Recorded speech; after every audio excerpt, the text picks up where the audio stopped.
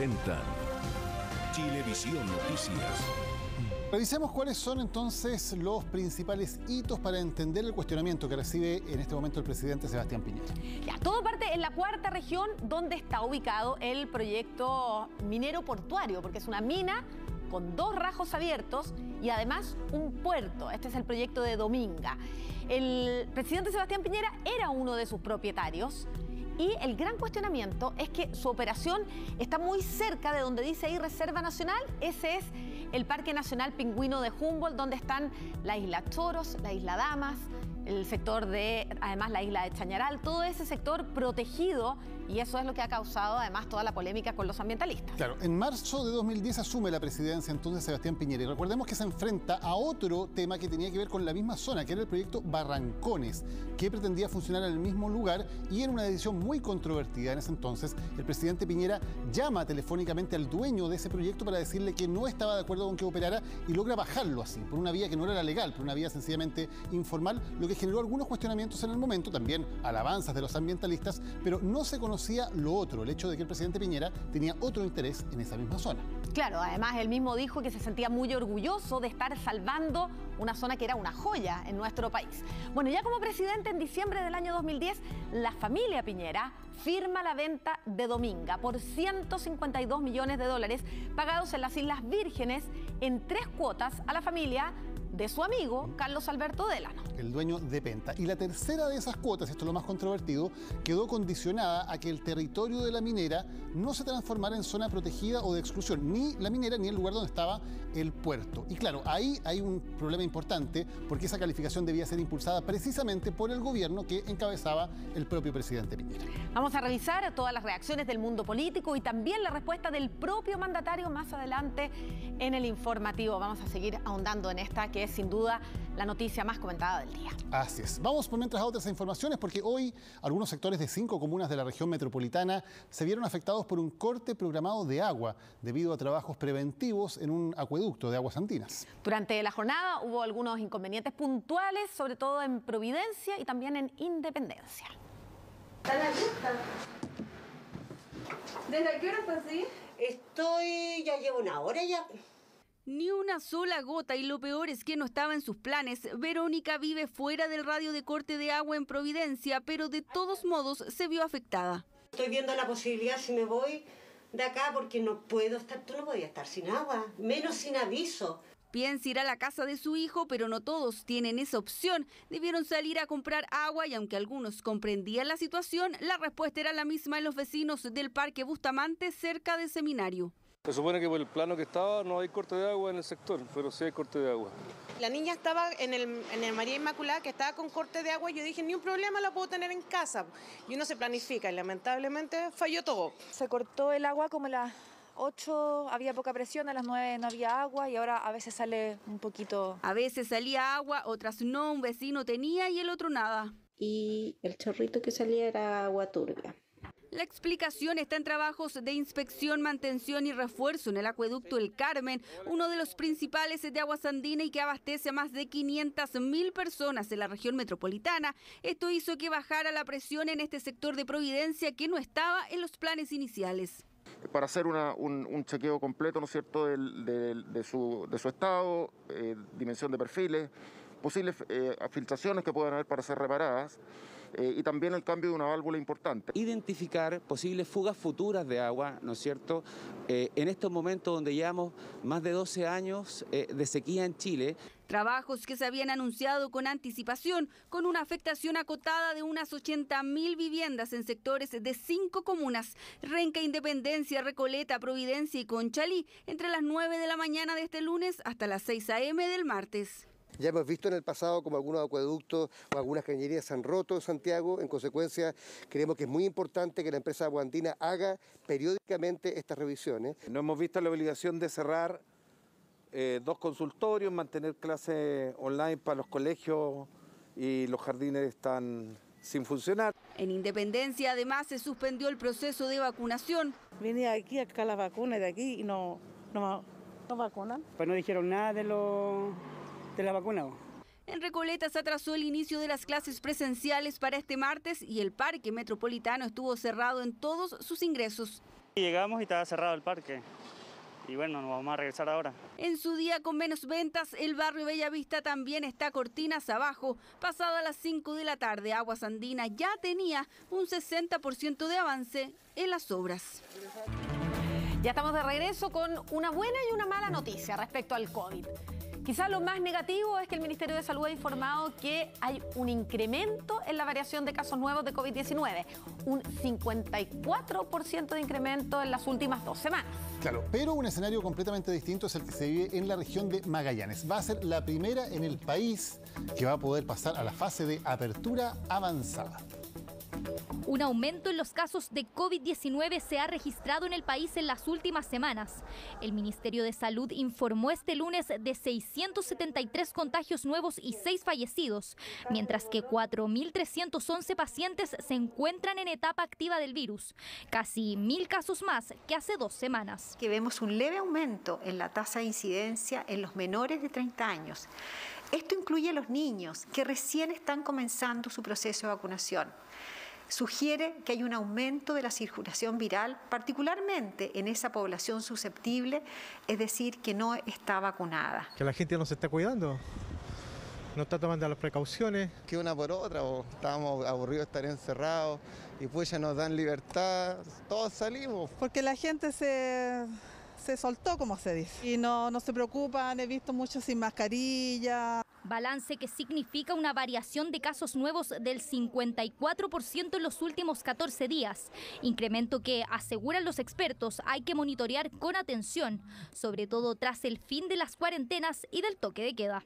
¿A qué se debe esto? Básicamente a la disminución de las restricciones. Nunca el país había estado desde la primera ola en fase 4 en la gran mayoría del territorio. En estos momentos que tenemos gran cantidad de variante Delta comunitario, es preocupante. Tenemos que estar a la alerta, no sabemos qué va a pasar. Preocupación que ha encendido las alarmas también entre las autoridades ante una amenaza sigilosa.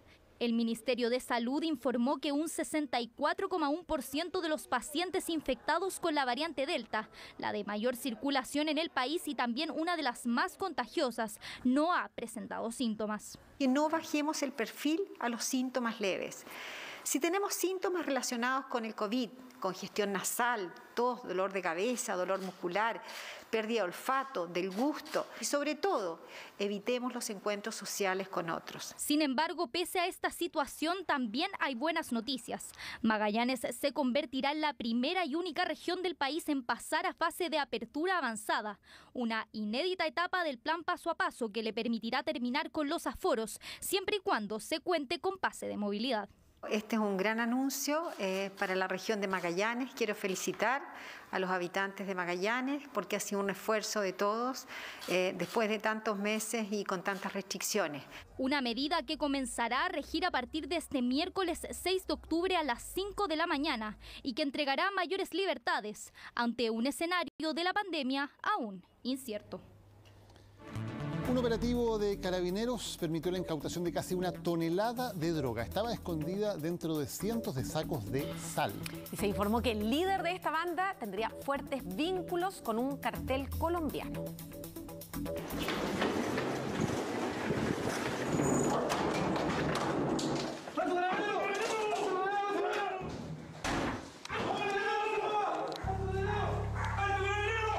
Así culminaba la operación Vaquero. Allanamientos simultáneos llevados a cabo por el OS7 de Carabineros y la Fiscalía de Alto Hospicio. Una investigación que logró sacar de circulación casi 1 tonelada de drogas proveniente de Colombia. Y hubo un trabajo investigativo después de 6 meses, neutralizar una organización colombiana internacional, lográndose la incautación de más de 900 kilos de marihuana creepy. Marihuana, ketamina y cocaína principalmente. Un operativo que culminó en la capital, pero que tuvo origen en el norte de nuestro país, tal como muestran estas imágenes. Este camión es la clave. En esta máquina, desde Iquique, transportaban cientos de sacos de sal, pero todo es una fachada.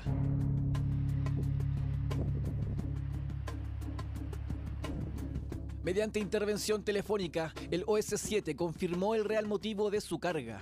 Hasta la ciudad de Iquique llegaba este vehículo que buscaba llegar a Santiago, pero Carabineros decidió fiscalizarlo en Chañaral, región de Atacama. Aquí fue solo cuestión de segundos para que los canes revelaran el cargamento escondido. ¿Qué pasa, mi cachorro? ¿Qué hay ahí, mi perro?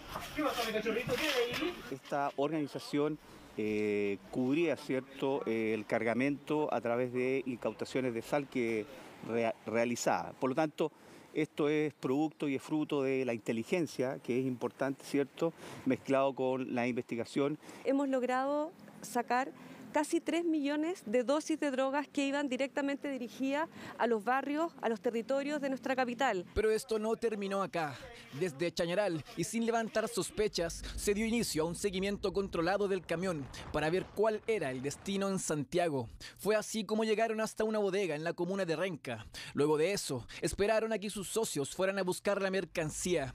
Fueron seguidos y allanados, pero si el camión solo fue cargado en Iquique, ¿por dónde entró la droga? Por vía marítima, ingresa por vía aérea, ingresa por vía terrestre. Somos un mercado para los grupos criminales que abastecen de droga a América Latina y eso es un hecho concreto. 5 personas en total fueron detenidas, 2 a bordo del camión y otros 3 en los allanamientos. El líder mantenía fuertes vínculos con un cartel colombiano. Incluso él es el dueño de la empresa de transporte en cuestión y la venta de sal era para blanquear el dinero. Proviene desde un sector de Colombia, que es el Valle del Cauca, y lo hemos dicho en el observatorio que está controlado por un cartel que es el cartel del Golfo, pero el vínculo, personas que están efectivamente, que tienen contactos internacionales y que logran traer la marihuana creepy hasta acá. Durante esta jornada, los 5 detenidos fueron formalizados por tráfico de drogas. Aquí se fijó la medida cautelar de prisión preventiva por 120 días,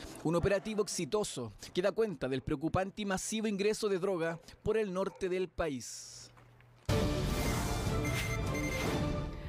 La noticia del día que nos afectó a todos y que nos dejó por algunas horas en el pasado, literalmente incomunicados, es la caída mundial de redes, principalmente de WhatsApp. Carlos Greitz nos cuenta por qué pasó esto, Carlitos. A ver, lo primero que hay que saber, además del por qué, es que efectivamente esto generó una ola de una caída inusual de redes sociales, porque se había caído Facebook en algún momento, WhatsApp en varias ocasiones, pero esta cantidad de redes sociales completas en cadena durante todo el día que se cayeran por más de 7 horas es algo realmente inusual y que hace de esta una tarde histórica, porque claro... Además, lo incomunicados que nos sentimos. Exacto, volvimos muchos al mundo analógico. Nos dimos cuenta lo dependientes que somos de estas redes sociales.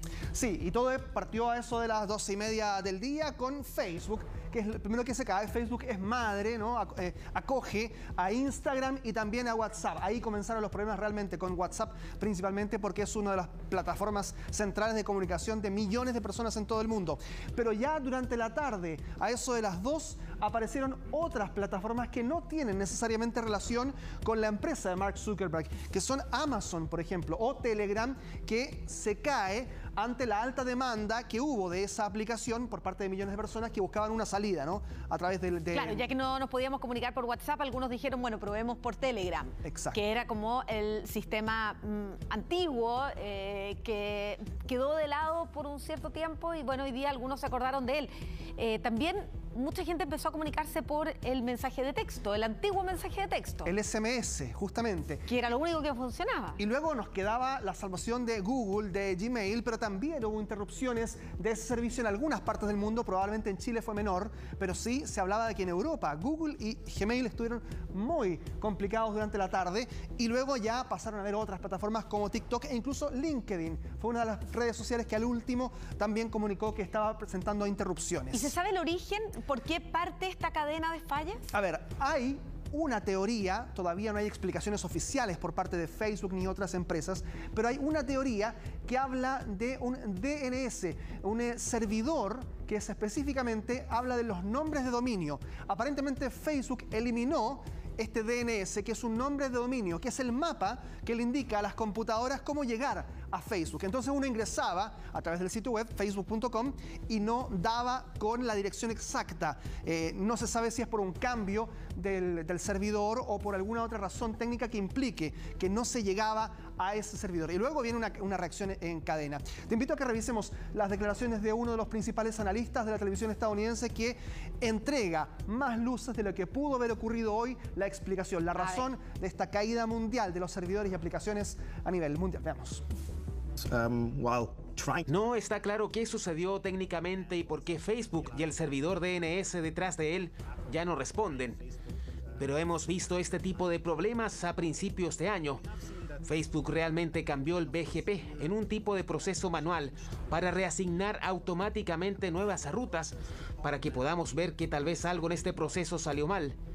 Porque justo antes de que se cayera el DNS, se anunciaron algunas rutas nuevas, lo que desafortunadamente llevó a exactamente este bloqueo para Facebook. Eso no lo hizo accesible para nadie desde Internet y por lo tanto quedó desconectado de todo Internet a nivel global. Bueno, y el regreso, Carlos, tampoco fue muy estable porque volvía por segundos, se volvía a caer, llegaban un par de mensajes, se volvía a caer. Ahora pareciera que está un poquito más estable. Parece, hasta esta hora todavía hay usuarios en el mundo que se encuentran, por ejemplo, si ingresan a Facebook con un mensaje que indica que todavía no se puede entrar. Hay algunos lugares del mundo donde Facebook ya ha comenzado a restablecer un servicio completo. WhatsApp, al menos en Chile, ya comienza también a tener una situación de normalidad. El propio Mike Zuckerberg, quien hoy experimentó pérdidas millonarias en la bolsa. Se habla de cerca de 6.000 millones de dólares perdidos en bolsa. Finalmente ofreció las disculpas ante esta interrupción, pero todo indica que ya ha vuelto a la normalidad después de casi 7 horas de una caída histórica para las redes sociales y las aplicaciones a nivel mundial y que tuvo también, por supuesto, a miles de millones de personas incomunicados o al menos usando aquellos métodos más análogos, ¿no? El teléfono para empezar. Claro, hace mucho tiempo que no nos llamábamos por teléfono, así que hoy día volvimos a escuchar la voz de algunos que solamente nos comunicábamos ahí por el WhatsApp. Carlos, gracias. Nos vemos. Nos vemos. Nos dimos a hablar por teléfono. Hasta alguna gente salió conversando cara a cara. Una cosa muy, muy rara en estos tiempos. Pero en fin. Bueno, reuniones presenciales. Sí, vamos a volver al tema con el que iniciábamos el informativo, porque hoy el rostro del presidente Piñera apareció en la portada de un gran número de medios internacionales. Esto después de las revelaciones de los Pandora Papers. Claro, una investigación hecha por cientos de periodistas a nivel mundial que revelaron las operaciones financieras de líderes políticos y famosos en paraísos fiscales. En el caso del mandatario chileno, se cuestiona este supuesto conflicto de interés en la venta del proyecto minero Dominga. La publicación fue la mecha que hizo detonar un verdadero escándalo que nuevamente remece al Palacio de la Moneda y quisieron que esta jornada el presidente reaccionara desmintiendo los hechos con evidente molestia. Me parece absolutamente inaceptable que se utilice una información ya conocida por la opinión pública, sobre la cual ya se pronunciaron sobre mi total inocencia los máximos tribunales de justicia de nuestro país. Se refiere a parte de las revelaciones de los llamados Pandora Papers, filtración de casi 12 millones de documentos de paraísos fiscales analizados por 600 periodistas de 117 países que han hecho eco en todo el mundo y particularmente en Chile. Lo principal es que la investigación que desarrollan CIPER y la BOT en el marco de los Pandora Papers detecta y difunde el documento con el contrato por el cual se hizo la compraventa de Minera Dominga, a través del cual la familia Piñera Morel, que tenía un 33% de esa propiedad, le vende a Carlos Alberto Delano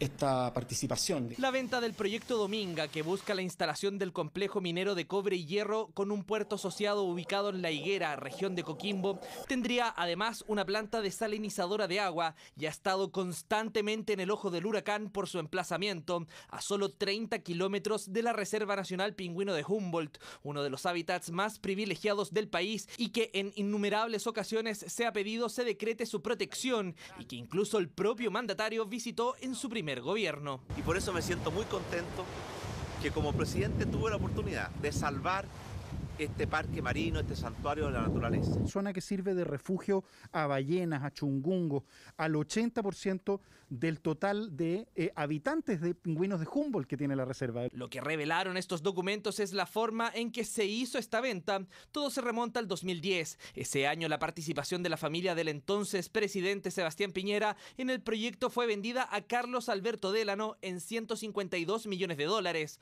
una parte pagada con instrumentos en Chile y la mayoría en el paraíso fiscal de las Islas Vírgenes Británicas. Esta segunda parte, en tanto, se habría pagado en 3 cuotas de distintos montos, casi $107 millones a la hora del acuerdo, el 10 de diciembre de 2010, luego 21 millones en enero de 2011. Pero la tercera cuota, pese a ser la de menor monto, es la que causa polémica.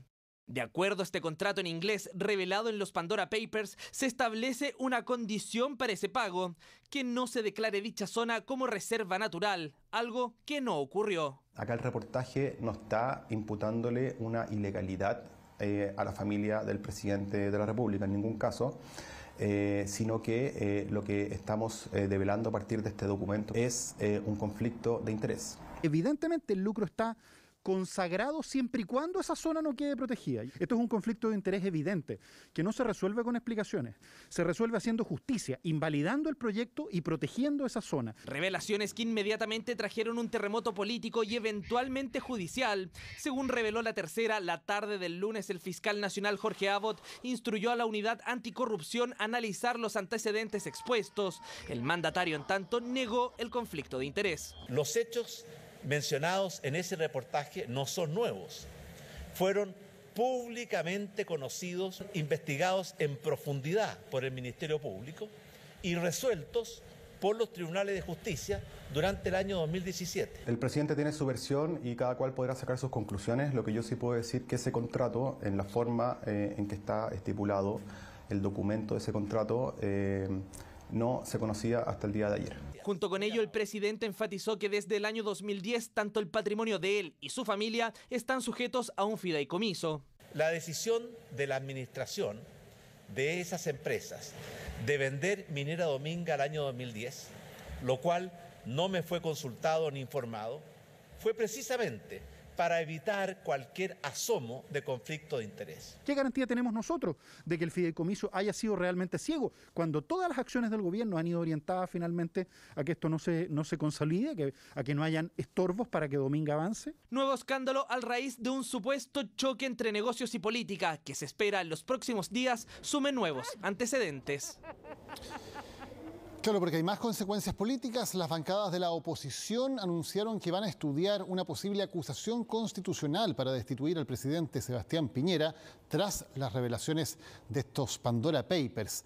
Los partidos encargaron a sus equipos jurídicos recabar más antecedentes del caso.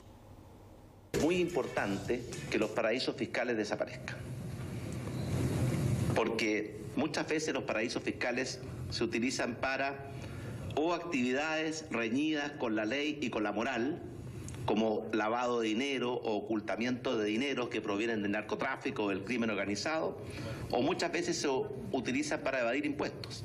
Declaraciones del entonces expresidente de la República, Sebastián Piñera, las dio en 2016. 5 años después, tras la revelación de los Pandora Papers, los paraísos fiscales se reaparecieron en su vida luego de volver a publicarse, como fue la venta del proyecto minero Dominga en las Islas Vírgenes Británicas.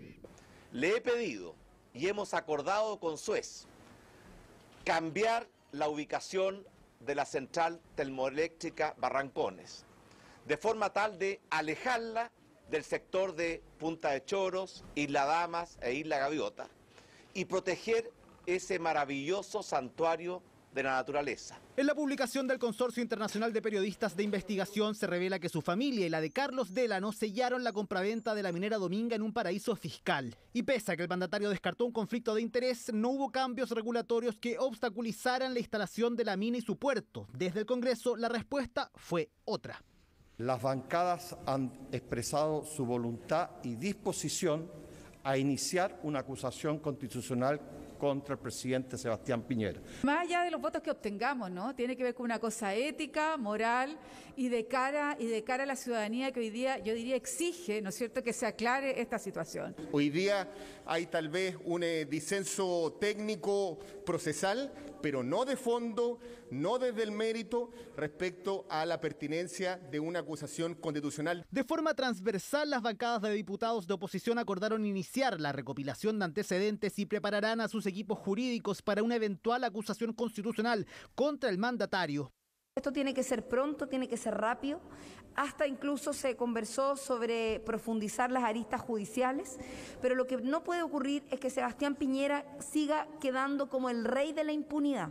Mire, ya las estábamos echando de menos porque han presentado una cantidad insólita en este periodo, porque cuando se les acaba la agenda proactiva, como no tienen nada positivo que ofrecer al país, inmediatamente empiezan con las interpelaciones, con las acusaciones. Hechos que el mandatario indicó ya fueron investigados por el Ministerio Público y los tribunales de justicia durante 2017 y la Fiscalía recomendó terminar la causa por la inexistencia de delito, ajustarse a la ley y la falta de participación de él en esta operación.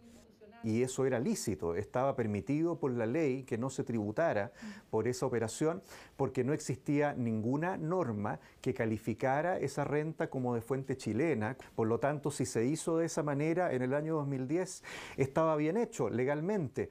Puede existir un reproche a lo mejor de tipo ético, de tipo moral. Desde el PC hasta la DC y en medio de la carrera presidencial, lo revelado por Pandora Papers logró unificar a la oposición, pero pese al anuncio estudiarán la mejor forma para presentar una posible acusación constitucional contra el presidente Sebastián Piñera. Y comenzó una semana que será clave para la tramitación del cuarto retiro en el Senado. La Comisión de Constitución va a iniciar la discusión el miércoles y esto podría extenderse por algunos días, incluso por semanas. Se estima que la votación en la sala podría ser entre finales de octubre y principios de noviembre. El cuarto retiro de fondos previsionales continúa su ruta por el Congreso Nacional. Esta semana los senadores de la Comisión de Constitución deberán revisar el proyecto que ya fue aprobado en la sala de la Cámara de Diputados con 94 votos a favor. A esta sesión se han invitado a distintas autoridades del gobierno del presidente Sebastián Piñera para que expongan su punto de vista. Con posterioridad vamos a celebrar una serie de sesiones donde vamos a escuchar a la Comisión del Mercado Financiero, al Banco Central, Asociación de AFP, compañías de seguro. Tenemos que definir si además se van a escuchar a otros organismos de la sociedad civil. Aquí nuevamente tendremos que hacer un análisis muy severo y exhaustivo de los impactos que tiene esta medida. Una serie de sesiones de la Comisión de Constitución que se extenderían por lo menos por unas 2 semanas. Además, se debe considerar que en octubre el Senado cuenta con una semana distrital, por lo que algunos parlamentarios prefieren no estimar fechas. La Comisión tendrá que tomarse el tiempo que sea necesario y que sea prudente para ver todo lo que significa, todo lo que implica una nueva medida de este tipo. Así es que creo que no nos pondremos ningún plazo en particular. La votación en sala podría ocurrir entonces entre la última semana de octubre y la primera de noviembre. Para aprobar el proyecto se necesita un quórum de 3/5, es decir, se requieren 26 votos a favor.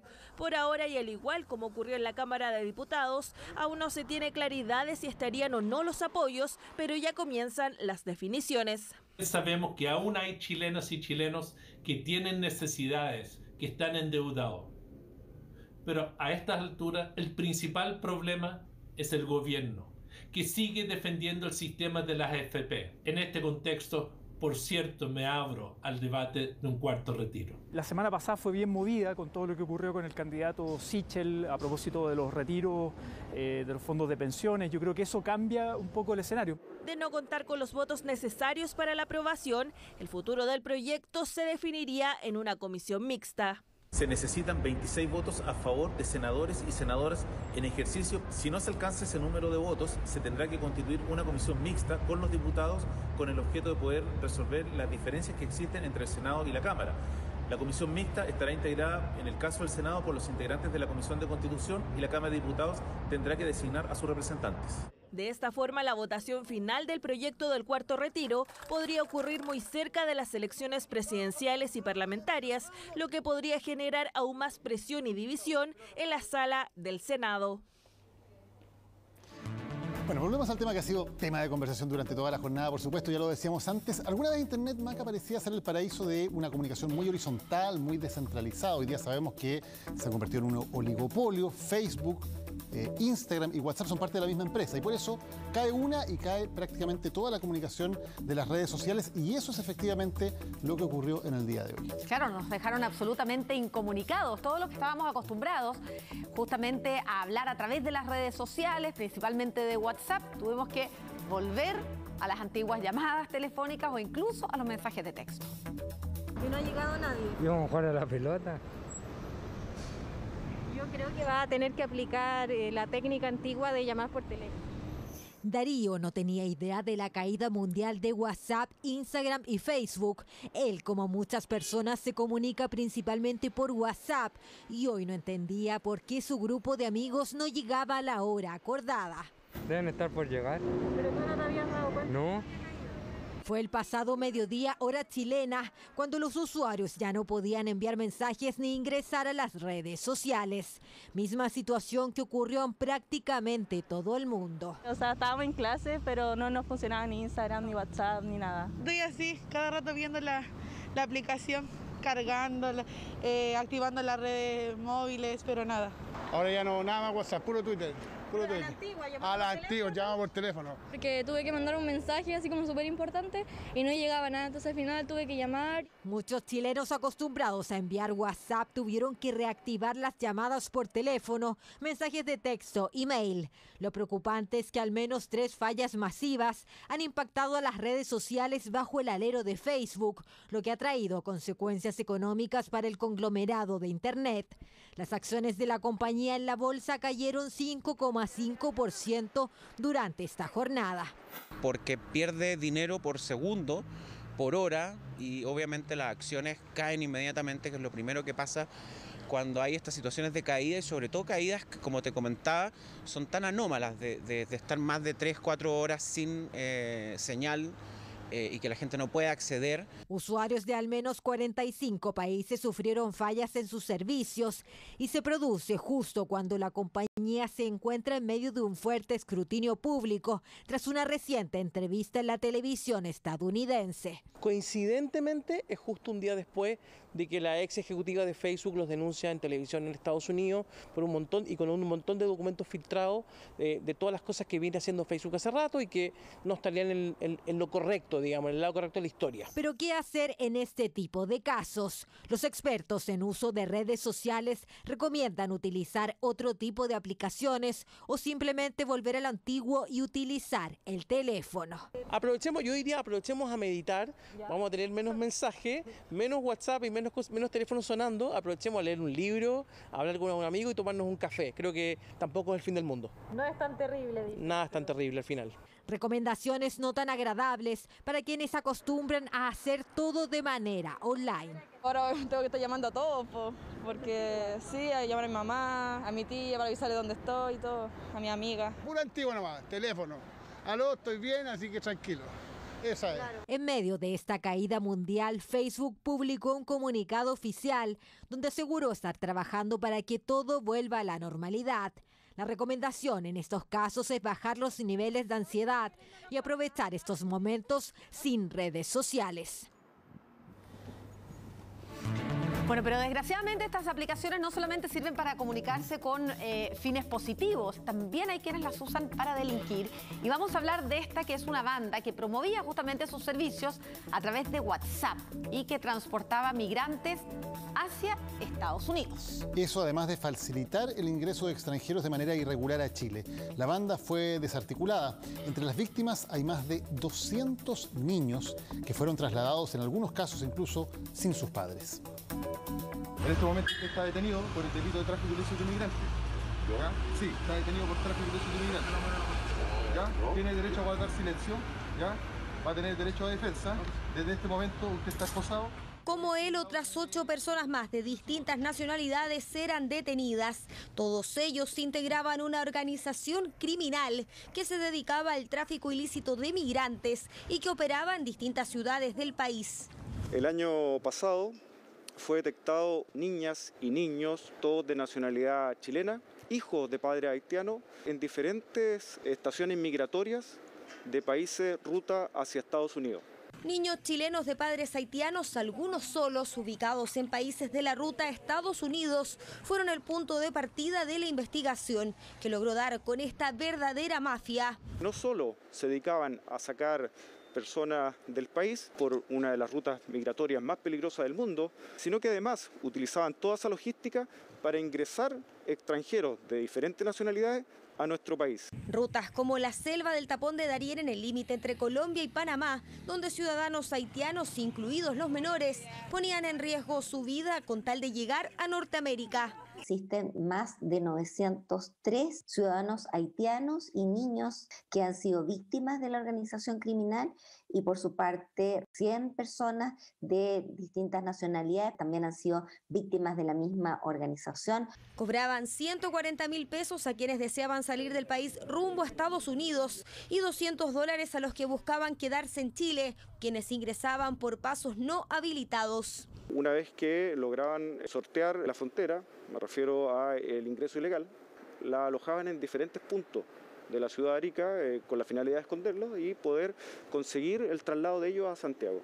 Y justamente los integrantes de la organización estaban en uno de estos operativos, trasladando a 57 migrantes venezolanos y colombianos con sus hijos cuando fueron detenidos. Yo entiendo la situación que está viviendo cada uno de ustedes, ¿ya? Necesito sí su cooperación y que me colaboren en todo lo que les pida, ¿ya? Se formalizó la investigación respecto de 9 integrantes de la organización, 8 de ellos quedaron en prisión preventiva, encontrándose uno de los integrantes de esta organización ya detenido por el mismo delito en Perú. Organización que promovía sus servicios por WhatsApp y que estaría relacionada con los ciudadanos haitianos que fueron ubicados en Estados Unidos con cédula de identidad chilena. Banda que deja un centenar de víctimas, entre ellos, lamentablemente, varios menores de edad. Vamos ahora a la carrera presidencial. Ayer se dieron a conocer dos encuestas, una de Pulso Ciudadano y otra de CADEM, y ambas coinciden en un giro muy importante. Por primera vez en ambas, José Antonio Kast supera a Sebastián Sichel y queda en el segundo lugar de la competencia. Claro, vamos a comparar los resultados. Esta es una encuesta semanal, los resultados del 24 de septiembre con los del 1 de octubre. Y estos muestran que Eduardo Artés bajaría desde un 2% a un 1%, es una baja muy leve y que está dentro del margen de error. Lo mismo Marco Enríquez, que en CADEM se mueve del 4 al 5%. Franco Parisi se mantiene igual, de un 5% a un 5%. Y Yasna Proboste del 10 pasa al 12%. Eso es importante porque esa cifra la alcanza para alcanzar ahora, como vemos, a Sebastián Sichel. Claro, y esta es una de las bajas más importantes y uno de los cambios más bruscos de una semana a otra, y es la baja de un 17 a un 12% para Sebastián Sichel. En una semana en que se vio muy complicado, recuerden ustedes, por el tema del retiro de su 10%. Y eso lo aprovecha José Antonio Kast entonces para subir, y con la baja de Sichel pasa al segundo lugar por primera vez en esta encuesta CADEM. Lo mismo pasó en la encuesta Pulso Ciudadano, del 13 al 15%. Quien se mantiene en la delantera sigue siendo Gabriel Boric, a pesar de que hay una baja de un punto, pero como decíamos, todo eso está dentro de los márgenes de error. Vamos a ver la nota con las reacciones a este resultado. Como uno más de la casa, Sebastián Sichel se paseó por RN. Fotos oficiales, abrazos y selfies con el candidato que retoma las relaciones con los partidos cuando su popularidad en las encuestas va a la baja. Me siento orgulloso de ser un candidato independiente que representa a Renovación Nacional. Me siento orgulloso. Me siento orgulloso de ver un lugar lleno de amigos. Amistades que necesitará para enfrentar el último mes y medio de campaña, donde su posición no es la mejor. CADEM reveló que su nombre cayó 5 puntos en el último sondeo y quedó en un 12% de las preferencias, números que lo dejan debajo de José Antonio Kast. Las encuestas suben y bajan. Hoy día nos toca a nosotros estar en una posición muy expectante, y eso implica una mayor responsabilidad, mayor trabajo para seguir creciendo. El que crea que la política se trata de ser popular, que vaya a otros concursos. Hay programas en televisión, están funcionando, La política es ante todo un ejercicio de liderazgo y convicciones. Ese puesto de líder es el que intenta recuperar en su sector, donde hace semanas le pedían más atención partidos políticos de Chile Podemos Más, que comienzan a estrechar lazos con el candidato que para algunos es el voto inteligente y útil. Las encuestas miden momentos y ciertamente estamos convencidos que Sebastián Sichel es el único candidato que puede derrotar a esa izquierda atomizada. Primero tender puentes de nuevo y una vez que están tendidos esos puentes empezar una semana de nuevas coordinaciones. Si no te llega todos los lunes el mensaje de la semana que te hace sentirte parte pero al mismo tiempo vocero, es poca la energía que le vas impregnando. Un escenario complejo para los candidatos presidenciales de la centro-derecha, ambos abanderados en segundo y tercer lugar en las encuestas. Eso sí, un camino donde ningún aspirante a la moneda supera a Gabriel Boric. Mientras la gran mayoría de los candidatos baja, nosotros vamos subiendo. Yo no soy de aquellas que le pone tanta atención a las encuestas. Creo que la encuesta más importante es la que vamos a vivir el 21 de noviembre. Ese día, dicen, será el real cara a cara, con papeleta en mano, camino a la elección en la que algunos candidatos cambian de estrategia y buscan aliados que los ayuden en la recta final de la campaña. Pasen adelante a hacer En prisión preventiva quedó un aspirante detective que mató a joven mientras manipulaba su arma en medio de una fiesta. Esto fue en la comuna de San José de Maipo. La familia de la víctima aún no logra entender cómo un encuentro terminó en esta tragedia. Están devastados. Una pérdida tan grande para nuestra familia, perdió un hijo, imagínate, 23 años, toda una vida, unos sueños que él tenía. Porque era un hombre decidido, era un hombre capaz. A él no le gustaban las cosas medias. La gente lo ama, lo quiere, lo adora, hoy día lo llora, pero siempre lo va a tener en el corazón. Es así como su familia recuerda a Agustín Plaza, un joven estudiante de 23 años que perdió su vida al recibir un disparo por parte de un funcionario de la PDI en medio de una fiesta en esta casa en San José de Maipo. Donde participó un funcionario de la Brigada de Investigación Criminal Providencia, conjuntamente con un grupo de amigos, en la que resultó fallecida una persona producto de un impacto balístico disparado por el arma de servicio del referido oficial. Detective en práctica de la institución policial y quien por razones que aún se indagan habría percutado un disparo que cobró la vida de Agustín, se cree exhibía el arma. Lo que causa mayores dudas es si puede o no un funcionario en formación portar o manipular su arma de servicio. Ningún funcionario, aunque esté en entrenamiento o en práctica ya teniendo en poder un arma de servicio, puede manipular este armamento en presencia de civiles. El armamento policial solamente puede ser utilizado cuando es un procedimiento policial. El detective en formación se entregó a la policía, fue dado de baja y hoy fue formalizado por el delito de homicidio simple. La Fiscalía Regional Metropolitana Sur logró la prisión preventiva para el imputado que disparó y dio muerte a una víctima luego de finalizar una fiesta particular. Una vez finalizado dicho evento particular, apuntó con su arma de servicio a alguno de los participantes de esta fiesta para posteriormente disparar en una ocasión en contra de la víctima. De igual manera, la familia de la víctima continuará tomando acciones legales. Quedó establecido en la audiencia de formalización que este detective hizo uso de su arma de servicio estando fuera de sus labores habituales. Que en los próximos días, una vez que repasemos los antecedentes que existen en la causa, vamos a presentar la querella respectiva. Agustín estudiaba ingeniería en agronomía y estaba próximo a egresar.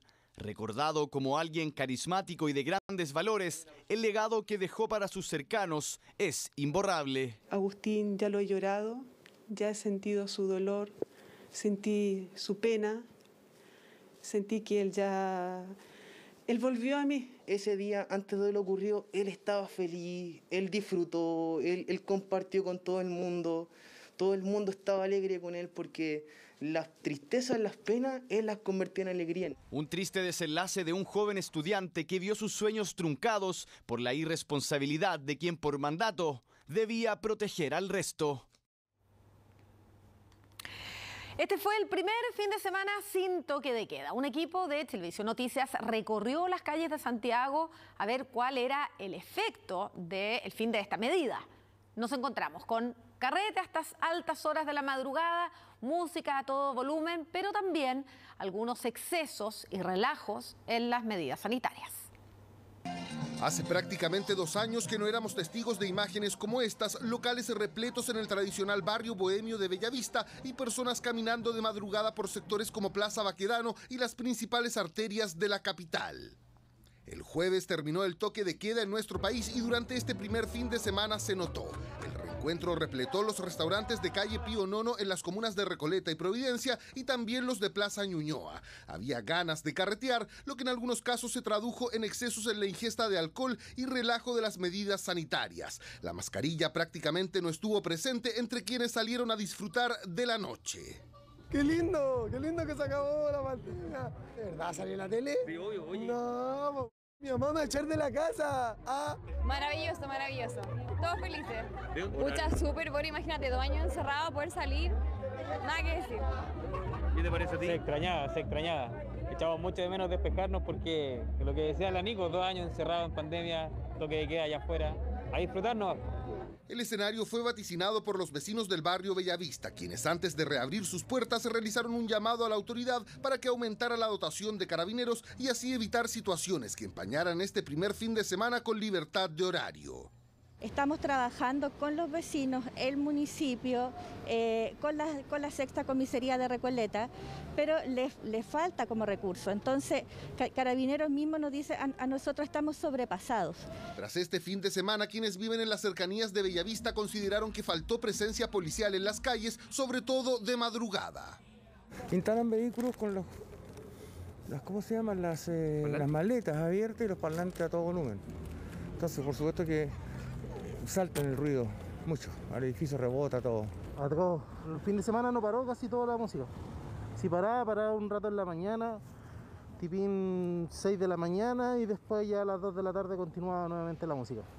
Mientras entre los locatarios la sensación que primó fue que las personas se habían acostumbrado a salir y volver temprano a casa, ya que a eso de las 3 de la madrugada comenzó a bajar la afluencia de personas. No es que ahora esté lleno como antes, yo creo que el concepto va a cambiar.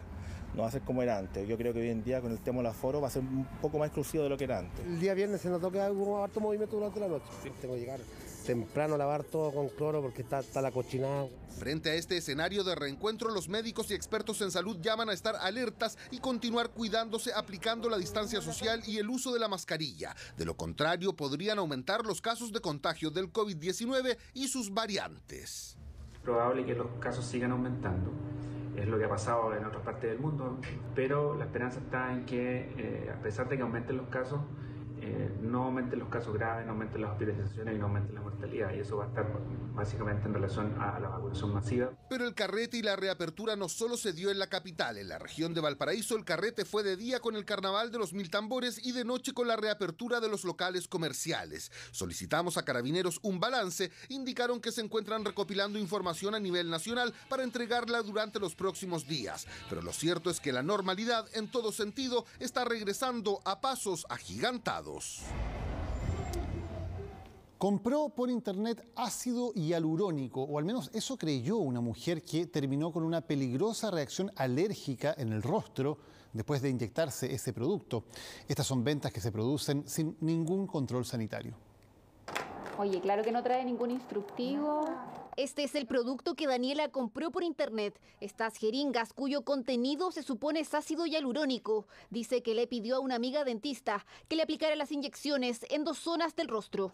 Mi cara se empezó a inflamar mucho, a tal nivel de no poder abrir los ojos. Y yo pensé que era un proceso inflamatorio normal y mi cara desfigurada, totalmente desfigurada. La inflamación aumentó a tal punto que hasta respirar le costaba. Su cuerpo reaccionó negativamente al producto que le inyectaron, por lo que debió ir a urgencias de clínica alemana. En urgencia me dijeron que era una anafilaxia y estaba a punto de sufrir un shock anafiláctico, que eso es cuando ya tus vías aéreas se cierran y se produce un paro respiratorio. Gracias a Dios llegué en el minuto indicado. La estabilizaron y medicaron para que la inflamación disminuyera. Daniela dice que llegó al producto en una búsqueda simple en internet. El anuncio sigue en línea. Cada caja de supuesto ácido hialurónico reticulado inyectable 2 ml tiene un valor de 64.990 pesos. Venta que según expertos es irregular. Pero esta marca en particular es primera vez que la veo, primera vez que la escucho, no tengo ninguna referencia de ella y por lo que estoy viendo no tiene ninguna certificación. Y muchas veces silicona industrial o algo que tú ni siquiera tienes cómo saber qué productos son. Este producto es muy fácil de encontrar en páginas de internet, por ejemplo, en esta página, si lo buscamos como ácido hialurónico, acá está el que compró Daniela. De hecho, dice que ya vendieron 44 y quedan disponibles aún para comprar. Y no es el único anuncio de este tipo de producto en páginas de venta. Y es que el ácido hialurónico es reconocido como dispositivo médico en nuestro país, no como fármaco. Por lo tanto, su internalización, distribución y venta es mucho más fácil. Por eso especialistas insisten en el autocuidado. Entonces los consejos para las personas es siempre el autocuidado. O sea, si algo suena muy lindo para ser verdad, es porque no es verdad. Ya, los productos deben ser puestos por manos competentes. El ácido hialurónico va a causar necrosis de la piel, incluso puede causar ceguera, incluso te descrita la muerte. Solo algunos profesionales de la salud están certificados para aplicar este tipo de producto. La ley Fármacos 2, que lleva años a la espera de ser aprobada en el Congreso, pondría control a los dispositivos médicos como el ácido hialurónico. Y es evidente que muchos dispositivos generan un riesgo que hoy día no está siendo medido por la autoridad sanitaria. Entre ellos está el ácido hialurónico y muchos elementos que se utilizan en materia cosmética. Así, con la nueva ley, la comercialización de este modo estaría controlada. Daniela ahora debe llevar el producto al ISP para averiguar si realmente era ácido hialurónico lo que compró y se inyectó.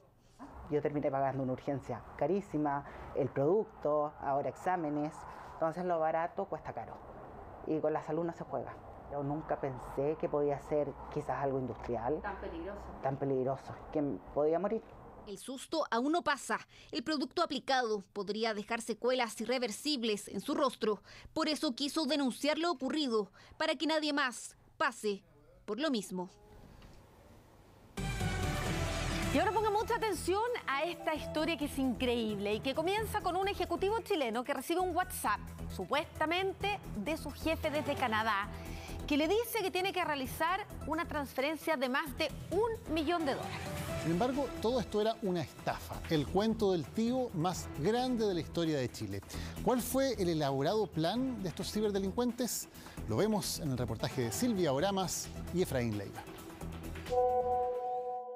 ¿Estás disponible? Sí, Mijal, estoy disponible. ¿Cómo estás? Muy bien. Estoy terminando una conversación con mi abogado. Esta simple conversación por WhatsApp entre supuestamente Mijal Yesioro, CEO de la empresa canadiense DMC Mining Service y el gerente de proyectos de la firma en Chile, daría inicio al cuento del tío más millonario de la historia de nuestro país. Hacen una investigación inicial, ¿no es cierto?, y a veces bastante profunda de la empresa que quieren estafar para establecer, digamos, ciertos niveles de confianza en el lenguaje de tal manera de que las personas que van a ser estafadas caigan en la estafa. Martes 8 de diciembre de 2020, 12:53 del día. Es hasta ahí tranquila jornada para el exgerente de proyectos de la filial en Chile de la empresa DMC Mining Service. Se vio alterada por un misterioso mensaje a través de WhatsApp. El CEO de la casa matriz en Canadá le preguntó si estaba disponible, cómo iba el día, pero cortó abruptamente el diálogo diciendo que terminaría una conversación con su abogado. Minutos después retomó los mensajes. Dame tu correo personal. Necesito enviarte una información confidencial. ¿Puedo contar contigo? Por supuesto, Mijal. Tienes mi lealtad y toda la información estará segura conmigo. ¿Hay suficiente dinero en la cuenta de Chile? Mañana te puedo avisar. Necesito saber ahora. Información confidencial a través de correo electrónico por cuentas de Yahoo. Ahí quien decía ser el CEO de DMC comentaba que necesitaba dinero para comprar otra empresa en Chile y así hacer crecer las operaciones en el país. Ante la pregunta sobre el dinero en la cuenta, el exgerente de proyectos habría respondido sí, más de $1 millón. Esto está específicamente dirigido a una persona específica y viene de otra persona que es validada como alguien que tiene el poder de pedir lo que está pidiendo. Los pasos siguientes fueron una conversación por correo de Yahoo donde el supuesto CEO envió un contrato de compraventa de esta nueva empresa, documento que fue revisado por el en ese entonces gerente de proyectos de DMC en Chile y otro asesor. Todo aparentemente en regla, la firma del CEO correcta, la estafa estaba realizada. Se procede a elaborar todo este tipo de plataformas, ¿no es cierto?, para establecer este tipo de estafas, y adicionalmente es elaborado porque conoce a quién se lo está mandando y no es algo al azar, ¿no?, como podría ser, por ejemplo, un correo phishing masivo. Y llegó el momento de transferir. Aquí viene lo increíble, lo que convierte a este cuento del tío en el más millonario de la historia de Chile. La primera transferencia por $700.000 a un destinatario en Hong Kong. La segunda por casi $270.000 de la moneda estadounidense a la misma cuenta. Y la tercera por más de $500.000. En total, $1.481.597. En pesos chilenos, 1.201.323.296. Siempre tienen un sentido de urgencia. O sea, siempre tienen un sentido de urgencia y un sentido de secreto, ¿sí? O sea, es lo necesito ya y no se puede enterar mucha gente. Tras esto, el exgerente en Chile llamó al CEO de la empresa en Canadá para pedir parte del dinero de regreso y así pagar a proveedores. Ahí, Michal Yesioro preguntó qué dinero. Después de unos minutos aseguró nunca haber utilizado un correo de Yahoo y menos tener la intención de comprar otra empresa. Minutos después, un correo de los altos mandos de DMC llegó a sus trabajadores. Fuimos víctimas de un fraude y así fue. Hemos visto afectados tanto empresas como instituciones públicas que utilizan mediante los ciberdelincuentes en general, buscan información, ¿cierto?, de los CEOs a través de redes sociales y mediante ingeniería social, o sea, derechamente engaño, proceden, digamos, a materializar, obviamente, la estafa, logrando obtener, digamos, la transferencia del dinero hacia las cuentas de los cibercriminales. Según expertos, el método utilizado por estos ciberdelincuentes es el de la ingeniería social, que en palabras simples es aprovechar un poco la información que está disponible justamente a través de las redes sociales, a través de internet, para yo utilizar esa información, hacerme pasar, digamos, por la víctima para lograr algún tipo de dividendo económico. En términos simples, es la misma estafa realizada por Facebook u otras plataformas donde los ciberdelincuentes entregan información clave a sus víctimas para generar confianza, pero que pudo ser extraída de las mismas redes sociales. Claro que aquí a mayor escala. Por ello, es vital no dar esos datos en ninguna red social, más aún cuando las estafas a través de Internet aumentaron un 29% del 2019 al 2020 y en un, escuche bien, 89% en los primeros meses del 2021 en comparación al mismo tiempo del año anterior. Pensemos que muchas de las actividades hoy día que se llevaban a lo mejor en un entorno más controlado dentro de una empresa, una organización, hoy día se movilizaron hacia nuestros hogares. Y evidentemente en nuestros hogares no siempre tenemos las mismas condiciones de seguridad que nos ofrece, digamos, nuestro entorno laboral. Y entre ellas la estafa del CEO también sería un método delictual que ha ido en aumento y que se ha intentado hacer a otras empresas relacionadas con la minería. La solicitud era específica, en el caso directamente hacia mí. Hola Cristian, ¿cómo estás? Espero que estés bien. Estoy con una urgencia, necesitamos cerrar un negocio y quiero saber si está disponible para hacer una transferencia de dinero. Coincidentemente, el remitente de este correo también estaría en Canadá. La historia contada fue la misma que en el millonario fraude. Lo primero que hice en ese momento fue comunicarme directamente con la persona, no a través del mismo correo que me llegó, sino que a través de otros canales, por ejemplo, comunicaciones internas, etcétera, para saber si esto realmente era un fraude o no. Para ello, en varias empresas capacitan a sus trabajadores para evitar así caer en estos fraudes, no solo a nivel de compañía, sino también a nivel personal. Si el mensaje viene de un correo, de un correo o de un teléfono que no conozco, diciendo que es mi amigo, ¿no es cierto? Me está escribiendo de otro teléfono porque perdí el mío o lo que sea, verificar por otra vía si se trata o no se trata de esa persona. Uno debiese primero tratar de aprovechar todos los mecanismos de filtros de seguridad que nos ofrece, por ejemplo, las redes sociales. En el caso del cuento del tío más millonario de la historia de Chile, según un reportaje publicado por el Diario Financiero, quien era el gerente de proyectos en ese entonces, quien aprobó la operación, habría dejado la empresa a pocos días de revelarse el fraude y no se aplicó causal. Según el mismo medio, en la querella interpuesta por DMC se lee que se trató de un fraude en el que inexplicablemente este ejecutivo cayó. Fuimos a la empresa a buscar su versión del hecho, pero no obtuvimos respuestas. Pero también pueden haber sido obtenidas mediante fallas técnicas, explotación de algún tipo de vulnerabilidad técnica en el ámbito informático para, por ejemplo, acceder a las casillas de correos electrónicos de las personas afectadas. Una conversación por WhatsApp, varios correos electrónicos y transferencias por más de $1 millón. Así cayó una empresa completa con sede en Canadá y filial en nuestro país. Este es el caso del cuento del tío más millonario de la historia de Chile. Este fue un trágico accidente que terminó cobrando la vida de 3 trabajadores que intentaron salvarse entre sí después de ir cayendo a un estanque en una empresa de transportes. Ya han pasado 2 meses y medio de esta tragedia y sus familias han decidido interponer querellas. La empresa está con prohibición de funcionamiento, pero esta restricción no se estaba respetando. La Seremi de Salud clausuró hoy la sucursal. El reportaje es de Carolina Vea.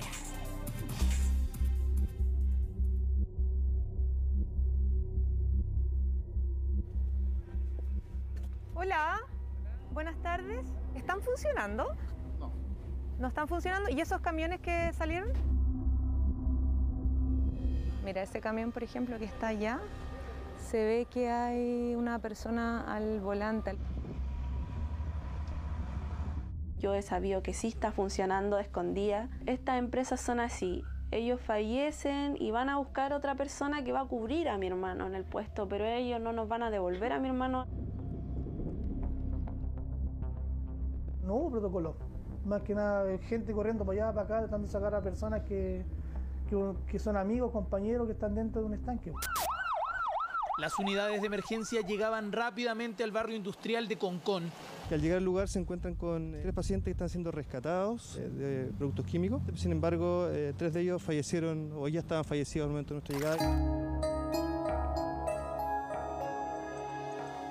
En las noticias que salen en Facebook, ahí leí que había un accidente en el parque industrial. ¿Nadie te llamó de la empresa? Nadie, nunca. La pena te acompaña todo el tiempo y es súper triste que él no haya podido compartir más con su hija. Lo que más me duele es que la niña haya quedado sin su papá. Aquí llegamos. Macarena es esposa de Francesco Castro, uno de los 3 trabajadores fallecidos la mañana del 19 de julio en la empresa de transportes Alberto Díaz Parragués. Fue un trágico accidente que provocó una muerte en cadena. Su pareja habría sido el primero en caer al estanque de carga de un camión. Hola, es mi Almita. Almita tiene 1 año y 1 mes.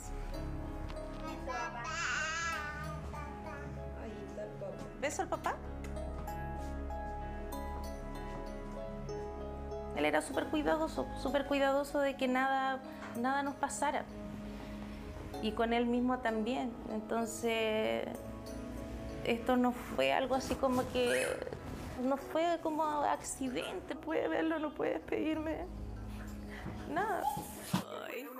Francesco había estudiado química y farmacia, nunca pudo titularse, pero conocía muy bien los riesgos de trabajar con materiales peligrosos. Por esto, Macarena no entiende qué pasó ese día. Estaba realizando la limpieza de un estanque que contenía residuos de ácido sulfídrico. Lo que vino fue su caída y el improvisado rescate de sus compañeros, que terminó con otros 2 colegas muertos en el fondo de la estructura, tratando de salvarse entre sí. Este estanque tendría que haber tenido una ventilación de 48 horas antes de poder manipularlo, de que cualquier persona pudiera manipularlo. Y desde la empresa no saben nada, o sea, no saben si esa ventilación ocurrió. Actividad, dice Macarena, que se llevó a cabo lo que los trabajadores recibieran la instrucción por teléfono. Con anticipación, asegura, sabían que ese día no habría supervisión. Desde la empresa niegan haber dado la orden. ¿Qué pasó entonces con los protocolos? El supervisor, el que le decía lo que tenían que hacer a diario, no estaba. Y si yo sabía, imagínate yo que no trabajo ahí, yo ya sabía de la semana anterior. La empresa supongo que también lo sabía, pero no puso a nadie a cambio, no puso a alguien a reemplazar. Hola tía, felices 60 años, espero que sea un buen día. Bastián Escudero, de 34 años, fue el primero en ir al rescate de Francesco. Estaban juntos realizando la limpieza del estanque. En este video de abril pasado se le ve en su lugar de trabajo. Bastián estaba afuera limpiando con una manguera, creo, y Francesco estaba al interior. Entonces, cuando ya no escuchó más al compañero, él se asomó por la escotilla que tenían arriba y de ahí lo vio desmayado y él gritó ayuda, pero no estaba ni el prevencionista ni el supervisor. Y Bastián no lo dudó y se lanzó y cayeron los dos. Bastián llevaba 6 años en la empresa, tenía experiencia, pero ese día no estaban sus superiores. Entraron así con un buzo, unas botas y una máscara que cubre la cara entera, pero con los filtros, pero creo que no era adecuado. Igual la empresa miente porque dice que de primera instancia ellos nunca ingresaban a los estanques y si ingresaban a los estanques a limpiarlos. Mi hermano para mí quedó como un héroe. Lo primero que hago es quitar que por favor rompieran el estanque para poder sacar a las personas. En ese momento ya yo traté de ingresar porque me puse una mascarilla que me pasaron y empecé a bajar y esta parte no me pasaban. Christopher fue el tercero en la línea de rescate, pudo haber sido una de las víctimas. Un chofer lo alertó de los gritos de auxilio, fue así que intentó ingresar al contenedor pero quedó atascado. Luego salió y otro de sus colegas, Pablo Valenzuela, decidió ingresar cayendo en instantes desmayado. Tras él, ingresó Ricardo Correa, de 59 años, quien también falleció. En ese momento que él baja, nos tira las manos así. Nosotros bajamos la escalera lo más rápido posible. Y él empieza a subir y cuando va a la mitad, nos tira las manos, lo agarramos y se nos cae. Pero voy por el... Fuerte, me imagino. Relato que da cuenta de los esfuerzos en cadena de sus compañeros. Christopher hoy está con licencia psiquiátrica, no logra recuperarse de lo vivido. Hoy por primera vez entrega su testimonio y quiere dar cuenta, dice, de las falencias que existen al interior de la empresa. Les pedimos que por favor por último ingresaran una manguera con aire para poder oxigenar un poco adentro del estanque. No funcionaba el compresor. Todo malo, todo. Mientras la Fiscalía de Viña del Mar investiga lo ocurrido en esta empresa de Concón, las familias de los 3 trabajadores fallecidos han decidido interponer 2 querellas en medio de lo que dicen fue una cadena de errores que comenzó mucho antes del accidente. Creo que él salvó a otro niño. Antes había pasado un accidente y él lo sacó de ahí. Y él pensó que le iba a resultar a lo mejor. Buscaba repetir la misma hazaña, asegura la madre de Bastián. No era la primera vez que se registra un accidente de este tipo en la empresa. Bastián siempre llevaba su implemento, él siempre llevaba filtros de más para darle a sus compañeros, que de hecho vino para acá el que está encargado de adquisiciones, que compra las cosas, le decía que la empresa hacía gastar lo menos posible, comprar lo más barato. No, la empresa se ha portado mal. A mí ni siquiera me han llamado para saber cómo estoy, ni siquiera una ayuda psicológica, nada. Ellos deberían contar con los protocolos, por ley. Y no cuentan con los protocolos, no cuentan con los implementos de seguridad y no cuentan tampoco con protocolos para reaccionar frente a este tipo de emergencias. ¿Gusta saludarla? ¿Cuáles fueron los primeros implementos que ocuparon cuando llegaron a la emergencia? Por protocolo, nuestro personal tiene que utilizar la protección respiratoria. Y nosotros usamos equipos de respiración autónomos, que son los que tienen acá. Y los otros detectores nos dijeron está la presencia de ácido sulfúrico en el ambiente. ¿Ustedes no vieron este tipo de implementos ayer? No vi ninguno. No vimos ninguno. ¿Ninguno de los trabajadores estaba ocupando un sistema como este? No había eso. Estaban ellos usando lo que generalmente ocupan para su trabajo.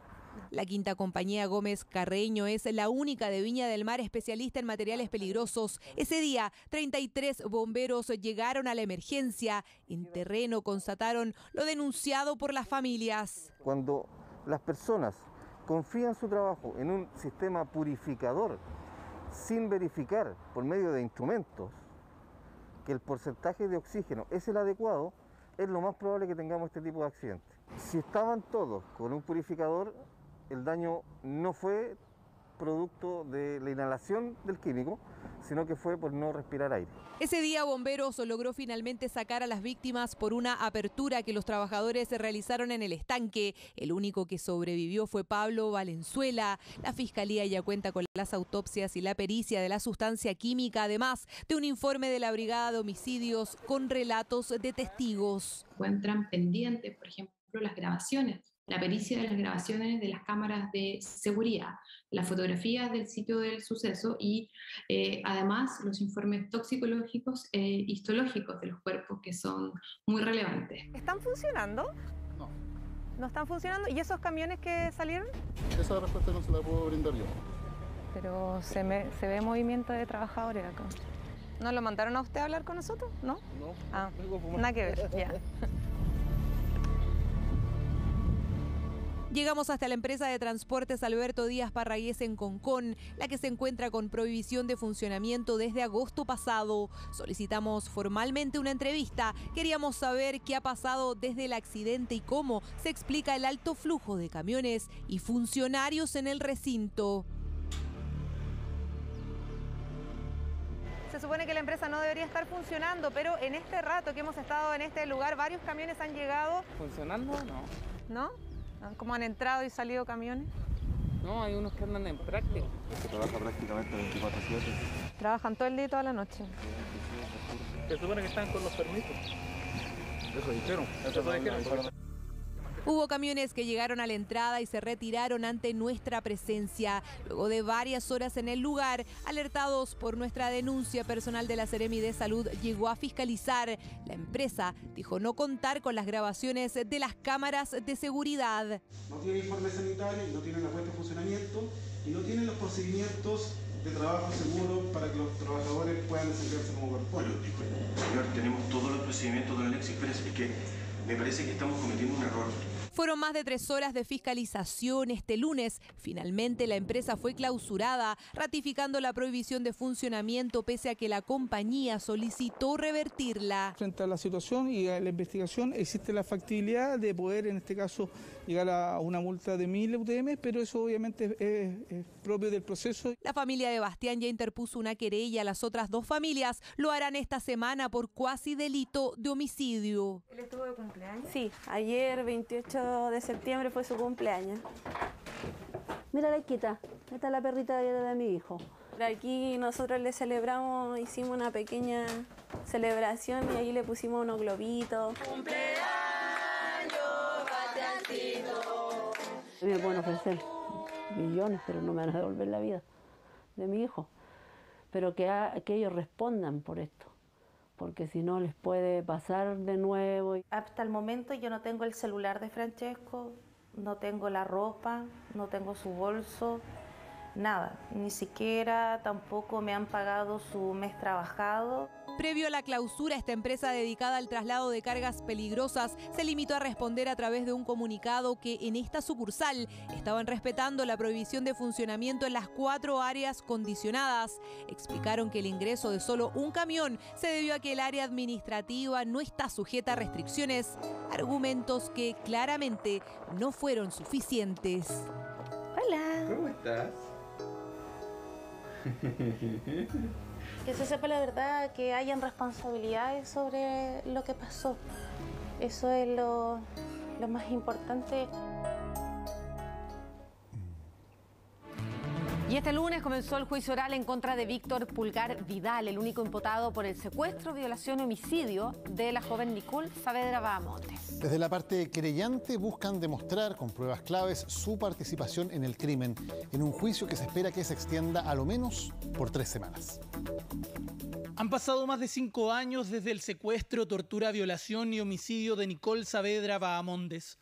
4 fiscales, 2 brigadas investigadoras e innumerables manifestaciones hasta que por fin comenzó el juicio en contra del hasta ahora único imputado. Lo único que pido que nunca más lo suelten, porque este hombre es un asesino en serie y nunca más lo suelten porque va a seguir haciendo lo mismo. Se los viene duro 3 semanas, pero con tal que le den presidio perpetuo calificado y que ya nunca más vea la luz del sol. Alegatos de apertura en contra de Víctor Pulgar Vidal, chofer de la locomoción colectiva que trasladaba a Nicole hasta El Melón, Durante 6 días la habría mantenido retenida en contra de su voluntad hasta dejar su cuerpo en el sector de Los Laureles, en Limache, amarrada y con múltiples lesiones. Estamos pidiendo que se le condene a este sujeto por estos 3 delitos que se han señalado: hurto, secuestro y violación con homicidio, que se le condene a una pena muy alta. Estamos pidiendo 540 días por el hurto, estamos pidiendo 20 años por el secuestro y estamos pidiendo además el presidio perpetuo calificado por la violación con homicidio.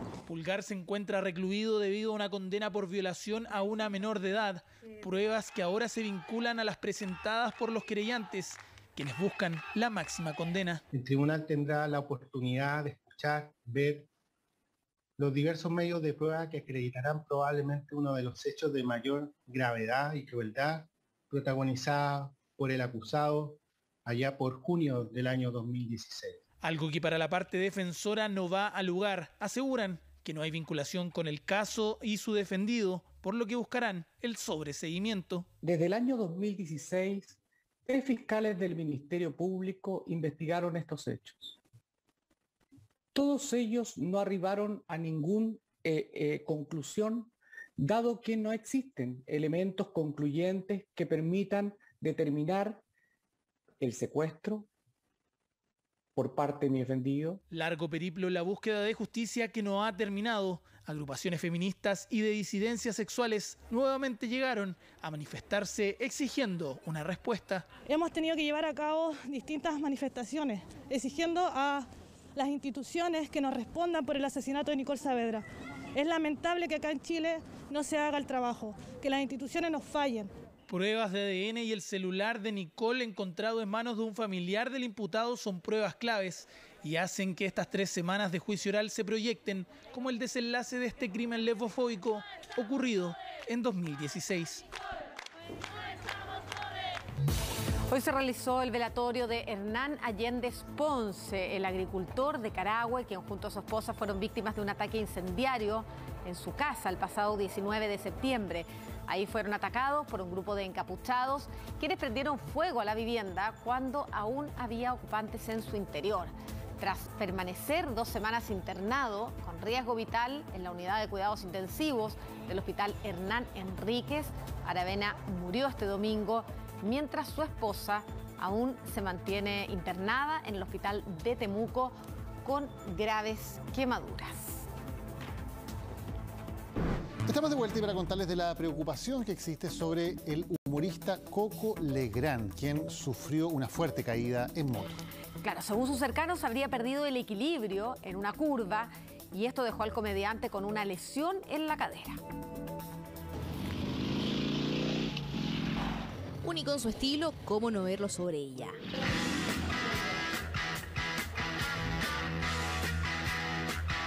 Sí, la moto de Coco Legrand es su gran compañera de vida, la misma que ahora le jugó una mala pasada, dejándolo así. El humorista de 74 años iba manejando por el sector de la Pirámide, pero tras un aparente descuido cayó, lo que le habría dejado una lesión en la cadera. Señalan que no es de gravedad, pero sí de atención. Dime si la cueca no es el fiel reflejo de lo que somos.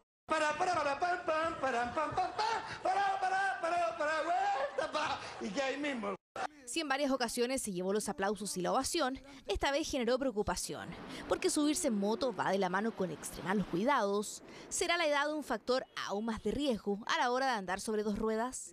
Mucha gente que anda en moto mayor tiende a caerse menos que los más jóvenes porque ya se han caído lo suficiente y quieren evitar, por supuesto, el riesgo. Y todos los que ya están, hay un dicho muy antiguo que dice, si el motoquero tiene canas es porque llegó hasta esa edad vivo. Claro, porque muchos aprenden a andar en moto desde jóvenes. Por eso expertos señalan con los años se es más precavido, aunque hoy no son pocos quienes se suben por primera vez a una moto ya mayores, lo que tiene grandes riesgos. Una moto sobre 600, sobre 500 realmente es mortífera si es que no se tiene el respeto y el conocimiento adecuado para poder manejarla en condiciones de madurez, como te contaba. Técnica, experiencia, pero también indumentaria. Son fundamentales a la hora de tener un accidente en moto. Aquí hay que entender una cosa que es clave. los elementos de seguridad, indistintamente cuál es tu estilo, los elementos de seguridad tienen que ser o sí los mismos. Tienen que ser pantalones de telas reforzados, especiales con protecciones en las rodillas, en las caderas. Casco certificado, guantes, pantalones y ojalá zapatos adecuados, pero no cualquiera. Que los cascos que se comercialicen sean cascos certificados. En general tiene normas o estándares de seguridad que se establecen en Europa, Estados Unidos. En este caso aquí tenemos la norma, esta chaqueta, la EN 1621. Esta es la norma de la chaqueta. Si tocamos aquí hay una protección en los codos. Acá hay protección en los hombros. En el caso de Coco Legrand, según cercanos, iba con una indumentaria correcta. Hoy se recupera de una caída que pudo traerle consecuencias. Ya, aquí un saludo cariñoso a Coco Legrand, que tantas veces nos hizo reír, que ahora se recupere pronto. Vamos a seguir con otras noticias para hablar del Cyber Monday. En realidad parece que son hartos días de Cyber, no es solamente el lunes. Un evento que eso sí comenzó con algunas críticas por los precios inflados. Claro, lo que suele ocurrir en estos casos. De todos modos, las ventas durante las primeras 12 horas representaron un crecimiento en torno al 25% comparado con el año anterior. Y eso que estaban caídas las redes sociales. ¿Cuáles son los rubros más cotizados? Lo vemos en esta nota.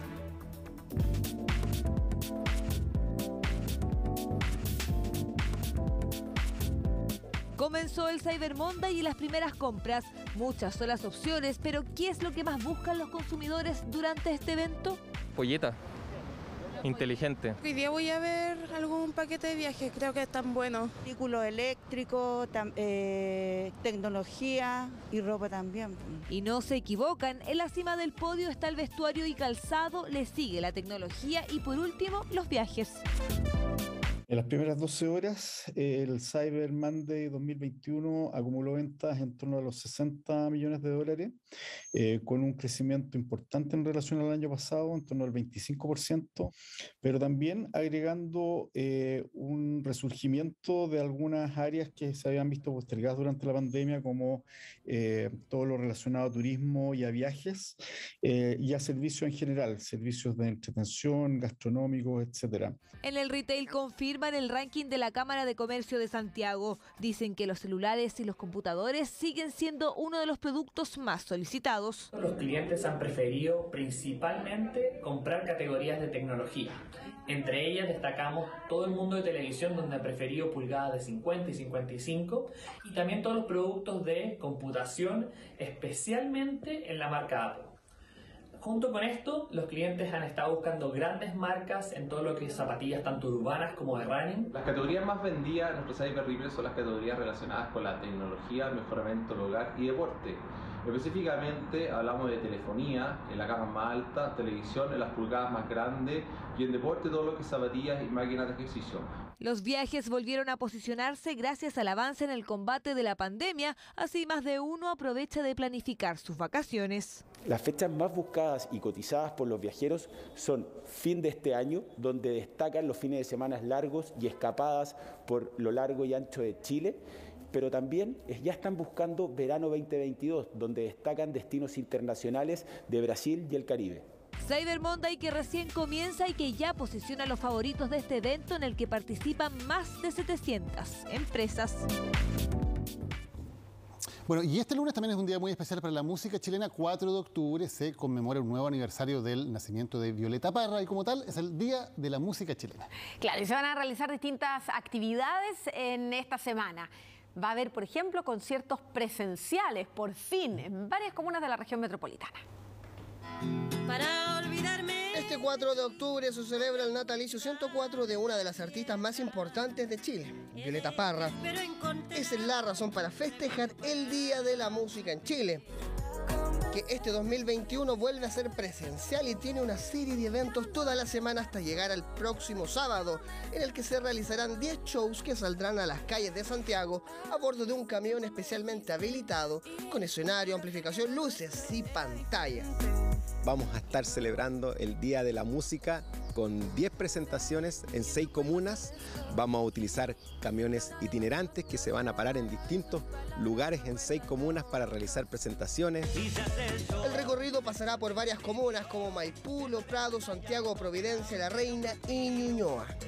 La invitación es que la gente se conecte a scd.cl o diadelamusica.cl para ver todos los detalles, pero sí, vamos a tener shows presenciales, gratuitos, en distintas comunas para celebrar el Día de la Música Chilena. No van a estar solamente en un espacio, sino que van a poder llegar a distintos públicos, porque además nos importa muchísimo aumentar el acceso a la cultura, a la recreación, sobre todo en momentos en que vamos saliendo de una pandemia que nos ha costado tanto.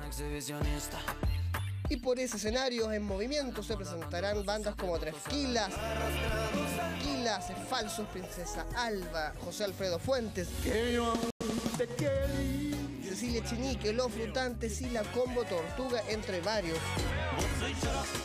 Hace poquito volvimos a tocar, pero esto tiene algo especial porque, bueno, es arriba de un camión, así que, bueno, primera vez que voy a estar arriba de un camión cantando. Y aparte es gratis, entonces, bueno, va a estar toda la gente en las calles, va a ser algo muy significativo, yo creo que para todos los músicos y para la gente también. Estábamos todos aburridos de estar encerrados y ahora vamos con todo, como que es un gran paso para la normalidad. Para mayor información hay que visitar la página en internet www.diadelamusica.cl.